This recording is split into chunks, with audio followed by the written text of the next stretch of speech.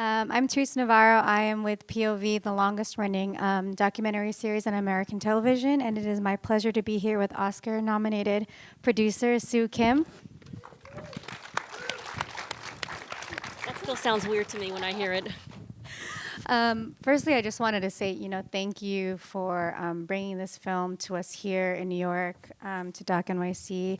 We'll talk a little bit more later about, where this film is heading next. But I think I just kind of want to hold space with everybody here and think about how we all, bore witness, right, to Fazili and his family's experience. We hear a lot about the global refugee crisis in the news, through podcasts, through articles, all the rhetoric that's around it, but we really had the opportunity to have this very intimate experience, right, with one family over the course of really 3 years, 500 days, following along what they needed to do in order to have their case heard. I wanted to just start with a few questions, and I'll open it up to the audience. But Sue, if you can tell me a little bit about how you and Emily came upon this project and started working with the filmmaker and his family. So I came into the project while they were already in Serbia, but Emily Magdavian had actually done a lot of research in Central Asia and made her first film in Tajikistan, and she had already known Hassan Fazili through a lot of mutual friends. And so they were thinking about working on a project together, and then this had happened, and she was helping him get materials together to put their asylum case together. And I think at some point they had said, okay, well, we're going to move forward with this. And she had agreed to help if they documented the story. And it involved something, it was very complicated. Yeah, please go into the process, because I think, as you can see in the credits, the camera credits do include the entire family. So if you can tell a little bit about the process. So they were on the road with three mobile phones, and they were all Samsung phones that had where you can insert a memory card. And so they were traveling with a lot of memory cards in their pockets. And Emily would have someone meet them along the journey, and that person would copy the materials onto a hard drive and then ship the hard drive to the United States. She would confirm that she received the materials and everything was there and nothing was corrupt, and then they would delete those memory cards. And so periodically this would happen where they would meet, where they have someone to meet them. And then while they were in Serbia, around the time I met Emily, Emily was able to travel to Serbia to work with him. And so that's how things went along. And then when they were in Hungary, as you can tell, no one can go in and out of that space. So it was really more like a prison than a camp. There was a mobile phone carrier in Serbia that could actually, you could actually receive a signal in Hungary. So someone would keep topping off his phone credits so he can use the mobile internet, and he would upload the footage, and Emily would download it. And Christina is here. I think that was the gist of it. Yeah. The thing about having both Fatima and Fazli as artists and also kind of the primary vehicle and drivers of the story, there's a lot of things that I think about in terms of the film as both a personal documentation of their journey, a political indictment to what the plight of refugees are and migrants around the world, but also this idea of how they're grappling with cinema, right, and the limitations of both documentary as a form for telling their experience and when to turn on the camera phone and when not to. I'd love to hear a little bit about what that was like in the edit and what that was like in the course of making the film and presenting it to audiences where this does feel like a little bit distant to them, perhaps. So I think that I think that Hassan got into this he was very idealistic about cinema, and Fatima, on the other hand, I think was more pragmatic and realistic about the whole thing. And I think as we all are, right? So from early on, I think she was much more cautious about when the camera went on, and and she really wanted to protect the girls. Whereas Hassan, I think he didn't really have that dilemma until the moment you saw in the film, where Zahra was had disappeared. So I think it's like I think it just depends on how you look at it. But in the edit, it was something that definitely was like thought about. And I think Christina, if you want to, Yeah. yeah, Christina, co-editor. yeah, she's here. Might as well use Hello. who's here. Also, Christina's on the 40 under 40 list. Yes, thank you. Yeah. Yeah, I mean, that was something that we talked about a lot. I mean, Hassan has sometimes no filter, which is good for making a film about yourself. But he did start to question it, as I think you would if you were on this journey and you were filming yourself. And that moment, I know Emily kind of brought it up, and he was totally open to using it, which I think is incredible because that's a very vulnerable moment to be like, I had these thoughts, you know? And I felt strongly, yes, we should also include it. So. Yeah, thank you. I know one question, and I had the chance to kind of sit in on one of the student screenings at Sundance and hear young people's response to Zahra and Nagris and just, you know, their experience. I know one of the questions you probably often get is, you know, where is the family now and how are the girls doing? So the family is in Germany right now, and the girls are going to school. Zara was too young to be in school throughout the whole journey, so she just started kindergarten this year in the fall. And Nagis is a very intelligent young woman, and she was supposed to be in the 5th grade, and she was in and out of school throughout the whole journey, but she tested to be in the 5th grade in Germany. So it just shows like how intelligent and how, you know, how she was able to just fit into school. So they're both in school, and they're still waiting because their case has not been decided on yet. So I think they're just in this kind of holding pattern. I'd love to open it up. I think we have some time for some questions from the audience. I can repeat questions. Anyone? Right there? What is the role of writer? What does that mean for Emily's credit? As a writer, so there was like over 300 hours of footage, and that footage was, we had to go through it to make a story. So that is the role of the writer in documentary. And there's a lot of editors here who I think could also answer that question. But does that? Well, it's an interesting. It's an interesting. I'm curious about it. I'd love to talk more about it. The relationship between the director and the writer, and Emily and Hassan. Sure. And whose authorship is responsible for the film? You know, so the authorship of the film is, you know, definitely Hassan Fazili and Emily Magdavian. You know, they started together, they worked on it together, and they're the ones who are the creative force behind the film. Great.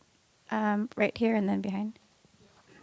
The Hungarian camp was so severe. Did you ever get out of there with the Hungarians, or what happened to that? So once their paperwork was looked at, they were accepted into Hungary. So then they are allowed to leave the camp. How long were they in that prison? About think like 3.5 months or so.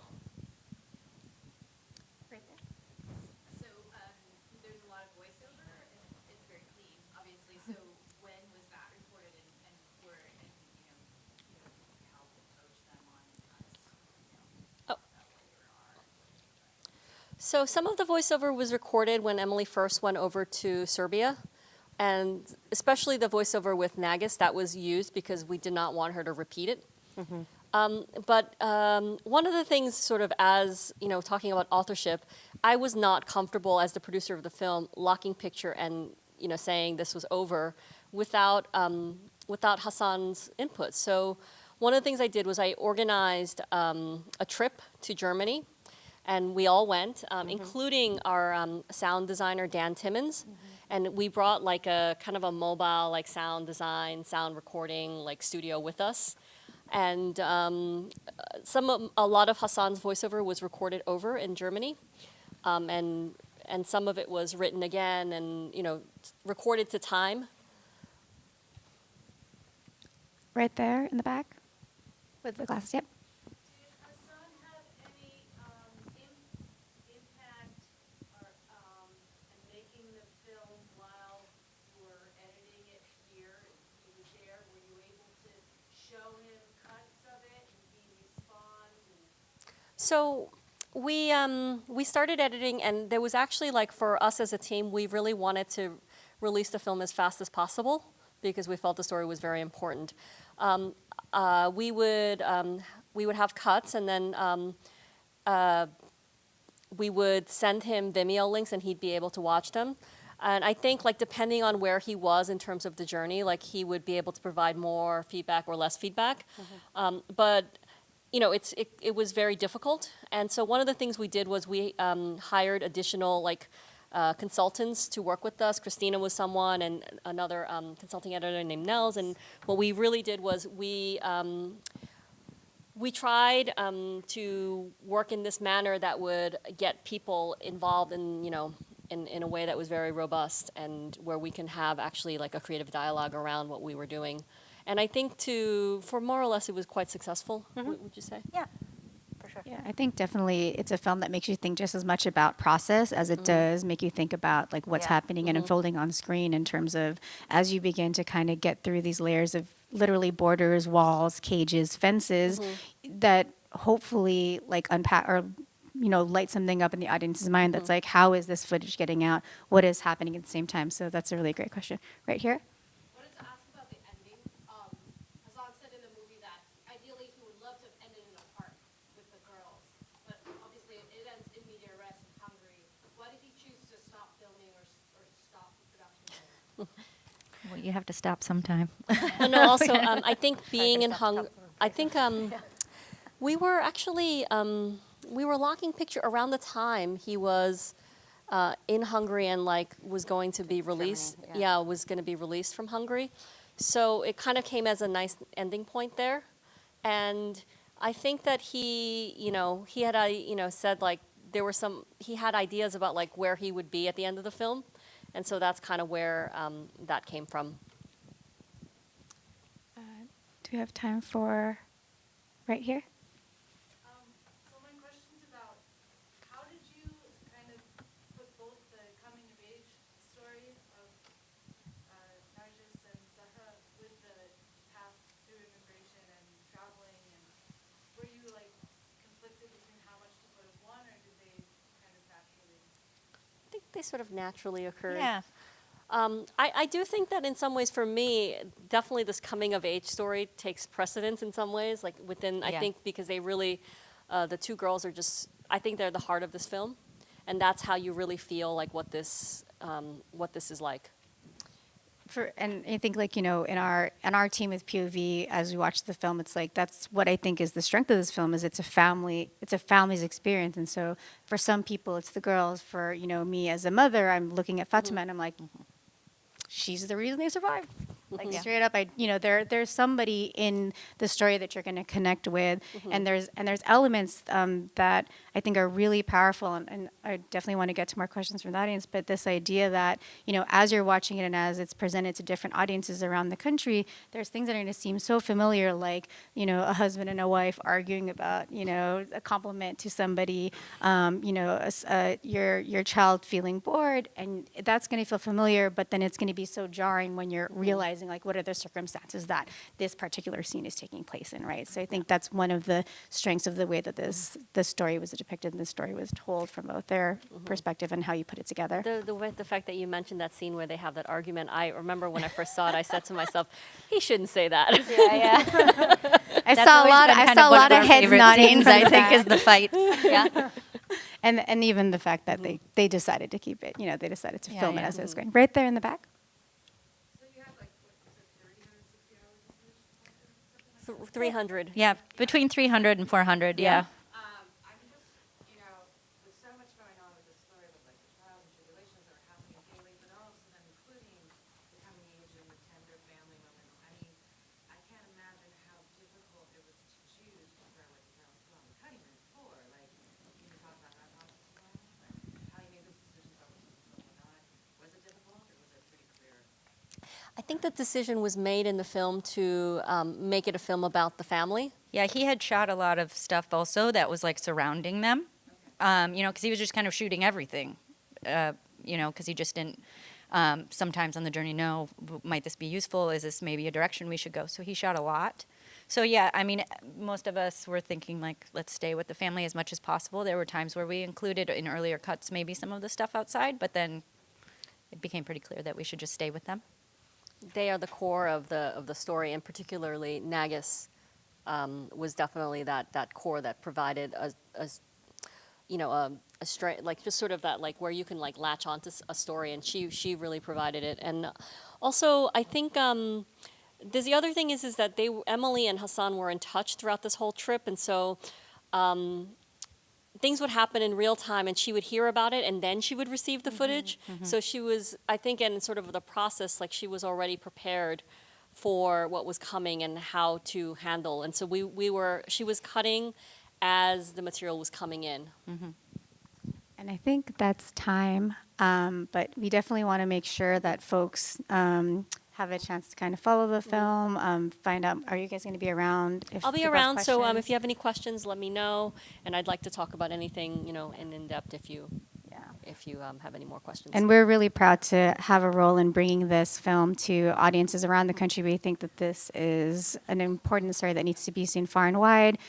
So we're happy to be presenting this on POV in December. 30th, yeah. So tell your friends, let them know Midnight Traveler. December 30th, and also, we have a limited theatrical run through Oscilloscope, and if you go on midnighttraveler.oscilloscope.net, you can see the dates. We've already screened in New York, but we still have many cities still to go to. Thank you. Thank you again, Thank Sue. Thank you. you, Christina. See you in the back if you have more questions.